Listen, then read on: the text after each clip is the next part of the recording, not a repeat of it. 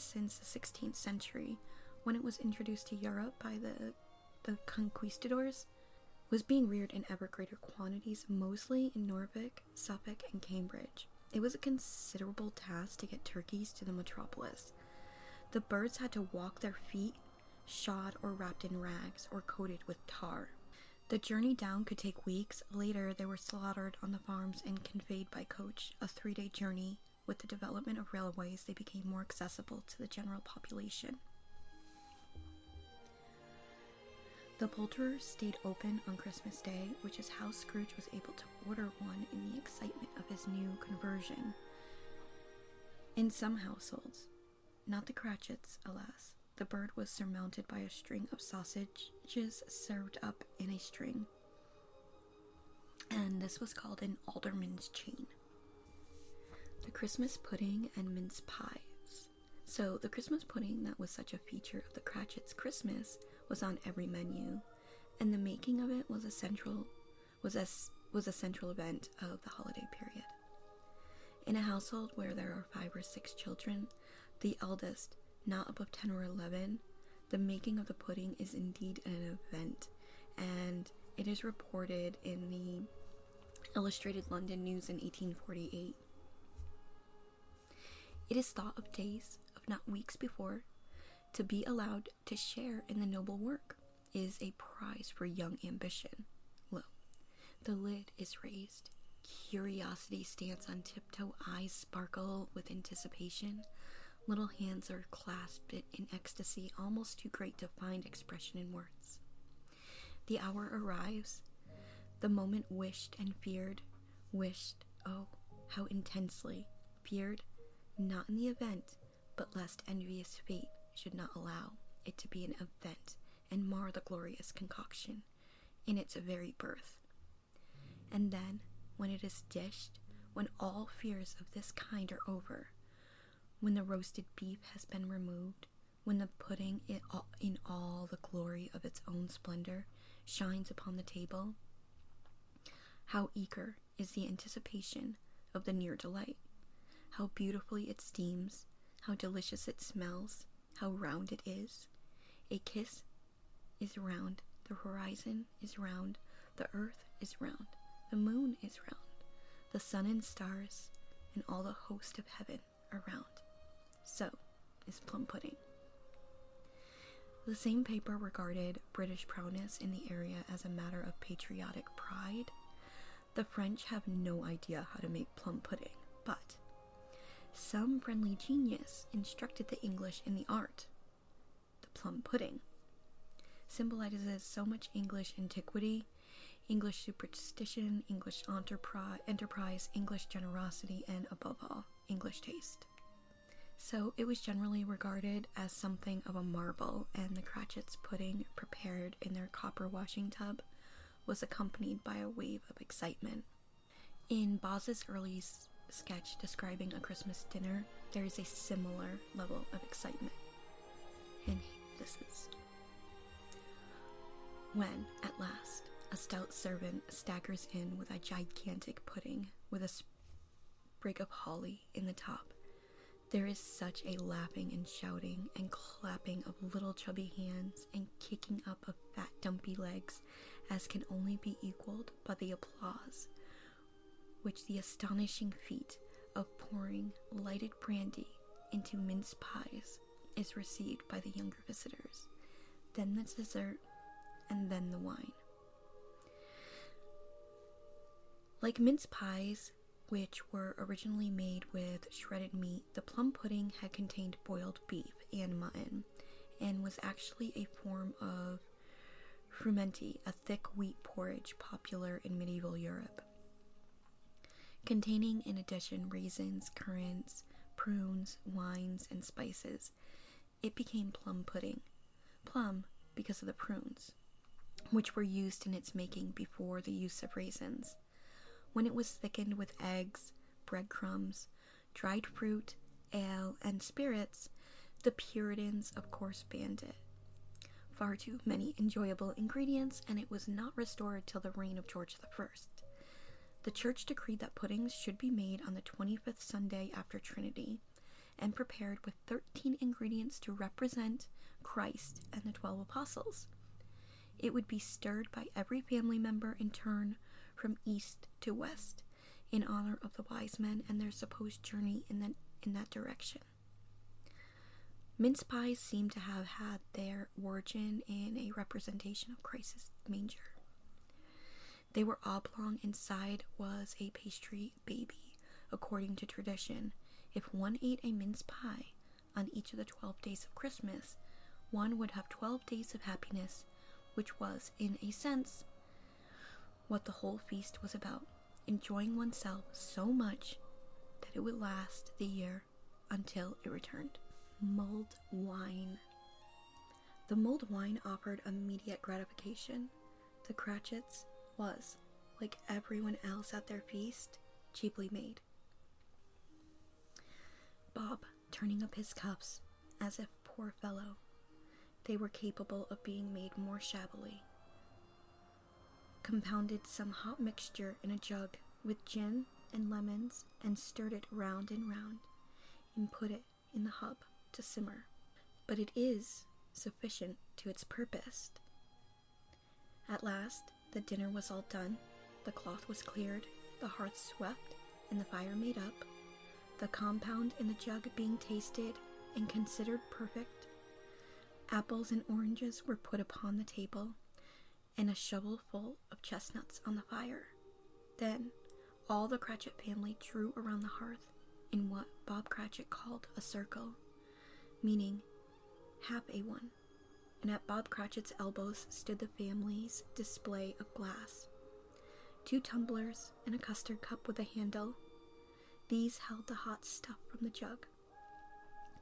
However, as well as golden goblets would have done, and Bob served it with beaming looks, while the chestnuts on the fire sputtered and crackled noisily. Then Bob proposed, "A Merry Christmas to us all, my dears. God bless us."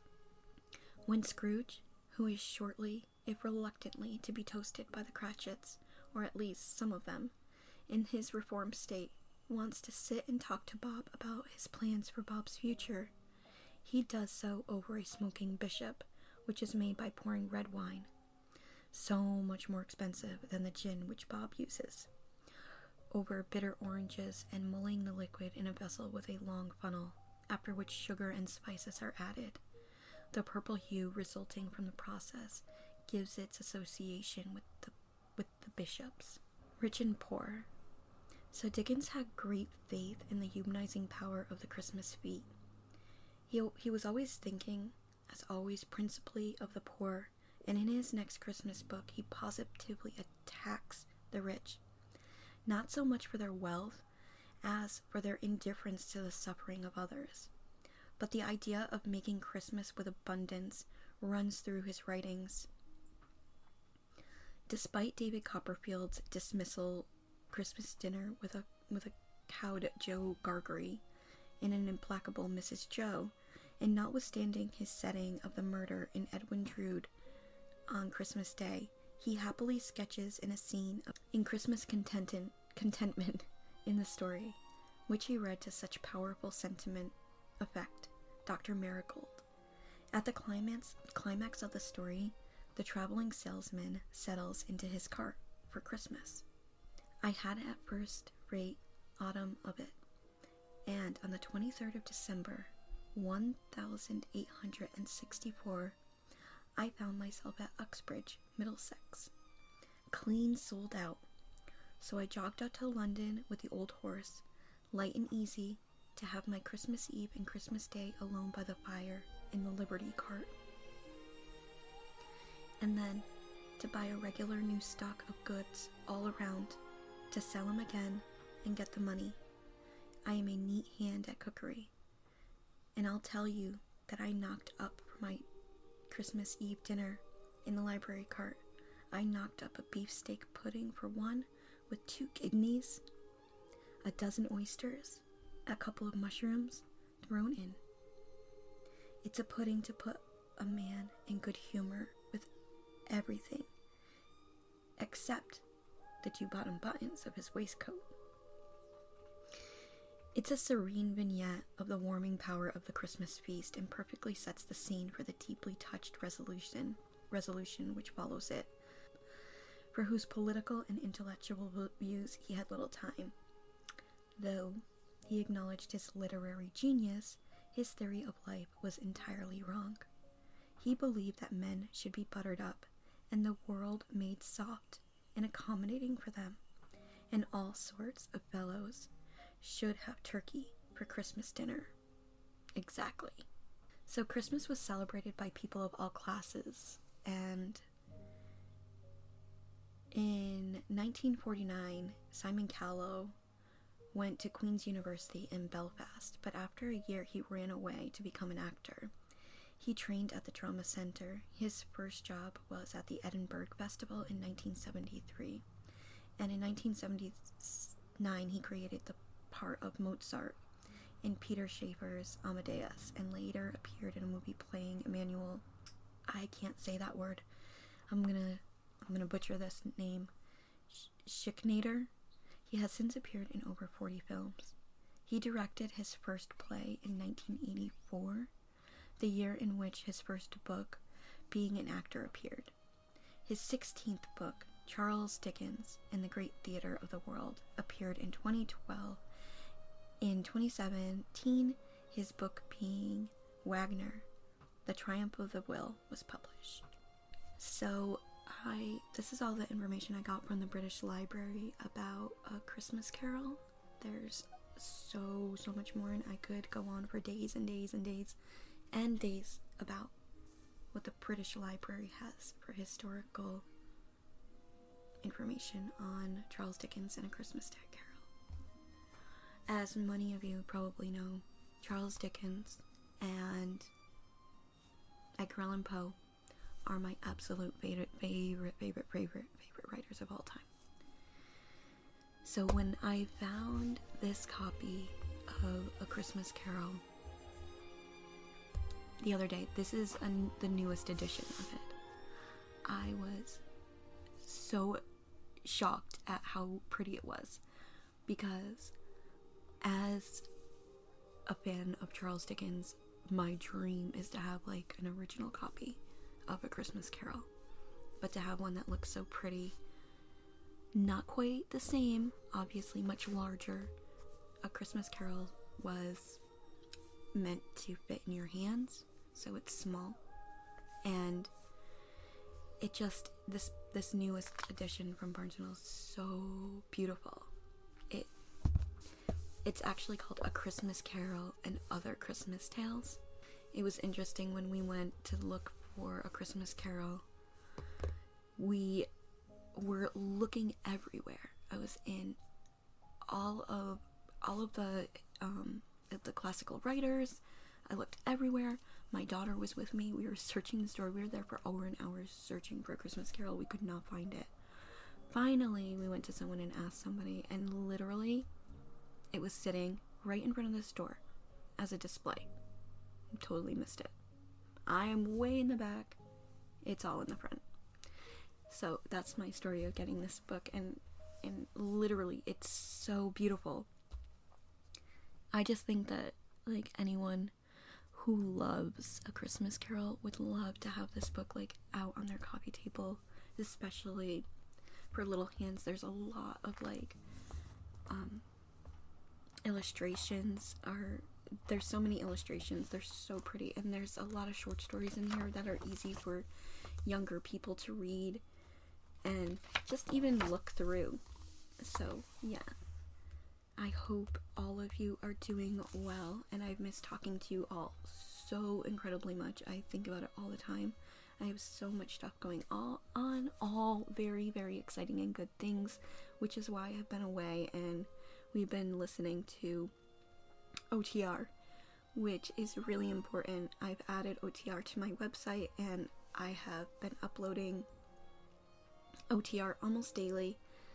I think it's important to have these genres out there in the world because we're losing them, and if we're not putting them, if we're not publishing them, they're going to be gone forever. And the really great thing about OTR is when they're talking and when they're